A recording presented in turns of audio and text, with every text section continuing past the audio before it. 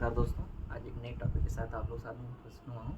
आज हम लोग गुणनखंडों की संख्या और उनका योगफल और हम कैसे विषम गुणनखंडों की संख्या, विषम गुणनखंडों का योगफल, सम गुणनखंडों की संख्या, सम गुणनखंडों का योगफल ज्ञात करते हैं और गुणनखंड हमारे होते क्या हैं, इन सब के बारे में आइए अध्ययन करते हैं। देखिए, हमारे गुणनखंड होते क्या हैं। गुणनखंड को हम और एक नाम देते हैं अपवर्तक, और इसको इंग्लिश में हम क्या बोलते हैं, फैक्टर बोलते हैं, फैक्टर्स बोलते हैं। यानी कि ऐसी संख्या जो किसी संख्या को पूर्णतः विभाजित करे, उस संख्या की अपवर्तक या गुणनखंड कहलाती है। जैसे एग्जाम्पल हम लेके चलें 12 के अपवर्तक कौन कौन से हो सकते हैं। 12 के अपवर्तक कौन कौन से हो सकते हैं। सबसे पहली तो 1, यानी कि 1 प्रत्येक संख्या की अपवर्तक होती है। और 12 को विभाजित करने वाली संख्या और कौन कौन सी हो सकती हैं। 2 हो सकती है, 3 हो सकती है, 3 पूर्णतः विभाजित करेगी, 4 विभाजित करेगा, और 6 और 12। यानी कि एक प्रत्येक संख्या की अपवर्तक होती है और कोई संख्या जो होती है वो स्वयं की भी अपवर्तक होती है। तो 12 के कुल अपवर्तकों या 12 के कुल गुणनखंडों की संख्या हमारी हो कितनी गई, 1 2 3 4 5 6, कितनी आ गई, 6।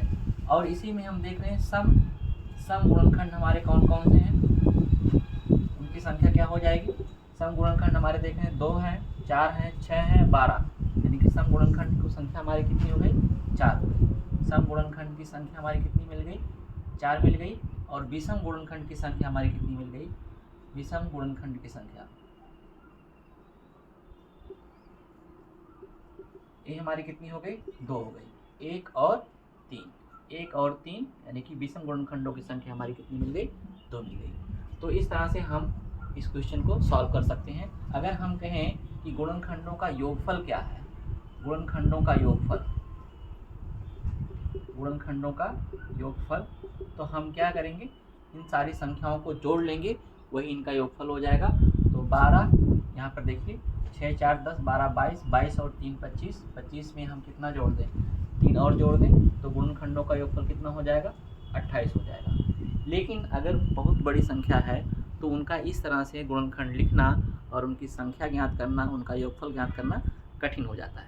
तो आइए उसको हम ट्रिक के माध्यम से समझें कि कैसे हम आसानी से गुणनखंडों की संख्या ज्ञात कर लेंगे। तो हम इस एग्जाम्पल को लेकर चल रहे हैं। पहले देख लें, सबसे पहले हम एक चीज़ यहाँ और समझ लीजिए कि गुणनखंडों की संख्या तो हम निकाल लिए, लेकिन अभाज्य गुणनखंड क्या होता है। अभाज्य गुणनखंड की संख्या क्या हो सकती है, क्या होता है। तो 12 को कौन कौन सी अभाज्य संख्याएं विभाजित कर रही हैं, और वही हम क्या करें, काउंट कर लें, तो वही अभाज्य गुणनखंडों की संख्या हो जाएगी। तो इस तरह से हम आज अभाज्य गुणनखंड ज्ञात करते हैं। 2 से भाग करेंगे, यहाँ 6 आ जाएगा, फिर 2 से भाग करेंगे 3 आ जाएगा, फिर 3 से भाग करेंगे 1 आ जाएगा। यानी कि 2 गुणे 2 गुणे 3, और इसको घात के रूप में लिख लें, तो 2 गुणे 3 की घात 1। तो अभाज्य गुणनखंडों की संख्या क्या हो गई, 1 2 3। अभाज्य गुणनखंडों की संख्या हमारी कितनी हो गई, 3। अभाज्य गुणनखंडों की संख्या ये हमको कितना मिल गया, 3 मिल गया। इसको इस तरह से भी हम कह सकते हैं कि घातों का जो योगफल होगा, वही हमारा क्या हो जाएगा, अभाज्य गुणनखंडों की संख्या हो जाएगी। यहाँ देख रहे 2 की घात 2 मिल रहा है और यहाँ पर 3 की घात 1 मिल रहा है, तो हम क्या करेंगे, 2 में 1 जोड़ लेंगे, कितना मिल जाएगा, 2 में 1 जोड़ लेंगे, कितना मिल जाएगा, 3 मिल जाएगा। ठीक है, तो इस तरह से हम अभाज्य गुणनखंडों की संख्या ज्ञात कर सकते हैं। अब देखिए हम गुणनखंडों की संख्या कैसे ज्ञात करते हैं। तो गुणनखंडों की संख्या ज्ञात करने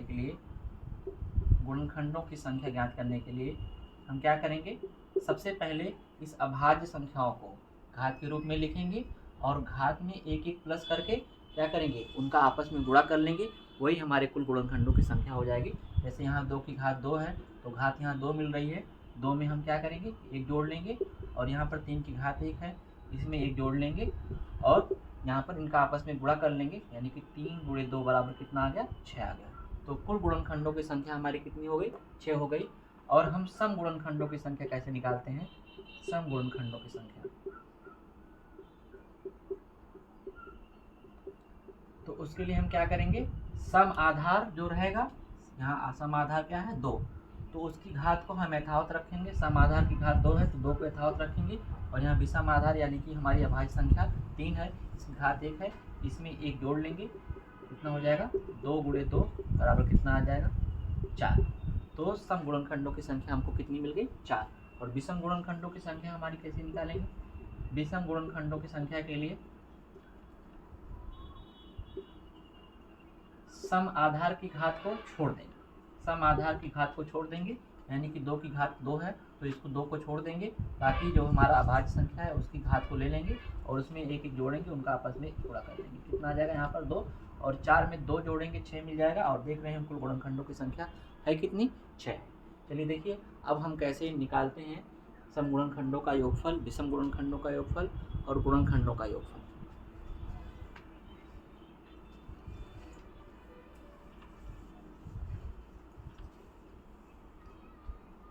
इसके लिए हम क्या करते हैं, इस संख्या को जो हमारा गुणनखंड है इनको घात के रूप में लिखेंगे, घात के रूप में लिख लिए।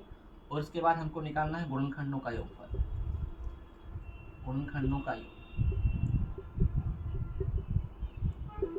इसके लिए हम क्या करेंगे, सबसे पहले हम यहाँ आधार देखेंगे। आधार 2 है तो जो आधार होगा उसको घात 0 से शुरू करेंगे। तो 2 की घात 0 हो गया, प्लस लगा कर फिर 2 की घात 1, और जितना घात होगा वहाँ तक चलेंगे, प्लस 2 की घात 2, और यहाँ पर वही काम करेंगे, गुणा 3 लगाएंगे, 3 की घात 0 लिखे और प्लस 3 की घात 1 लिखे। इनको सॉल्व कर लिए, 1 + 2 + 4, और यहाँ पर कितना कर लिए 1 धन 3, तो सॉल्व कर लिए 7 हो गया। 7 × 4 7 × 4 28। इसके पहले भी हमने जोड़ के दिखाया भी है, इनका योगफल 28 आया है। और सम गुणनखंडों का योगफल निकालने के लिए क्या करेंगे, सम गुणनखंडों का योगफल, सम गुणनखंडों का योग,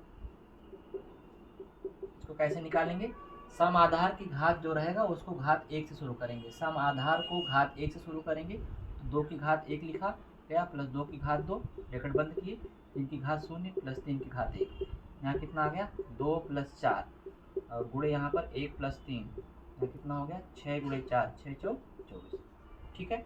और इस तरह से हम विषम गुणनखंडों का योगफल भी निकाल सकते हैं। तो विषम गुणनखंडों का योगफल कितना हो जाएगा, विषम गुणनखंडों का योग, इसके लिए हम क्या करेंगे, सम आधार को ही छोड़ देंगे और बाकी को घात हम क्या करेंगे 0 से शुरू करेंगे। यहाँ पर 3 है तो 3 की घात हम 0 लिखे और प्लस 3 की घात 1 लिखे, और कोई संख्या नहीं है इसलिए हम क्या करेंगे, इन्हीं को जोड़ लेंगे। 1 + 3 बराबर कितना आ गया 4। और देख रहे हैं 4 में अगर हम 24 जोड़ देते हैं तो कितना हो जाएगा, 4 में 24 जोड़ दे कितना आ जाएगा हमको 28। तो कुल गुणनखंडों का योगफल भी कितना आ रहा है 28, ही बराबर आना चाहिए। इस तरह से हम सम गुणनखंडों की संख्या, उनका योगफल, विषम गुणनखंड की संख्या उनका योगफल, और कुल गुणनखंडों की संख्या उनका योगफल ज्ञात कर सकते हैं। यदि वीडियो अच्छी लगी हो तो चैनल को लाइक और सब्सक्राइब करें। धन्यवाद मित्रों।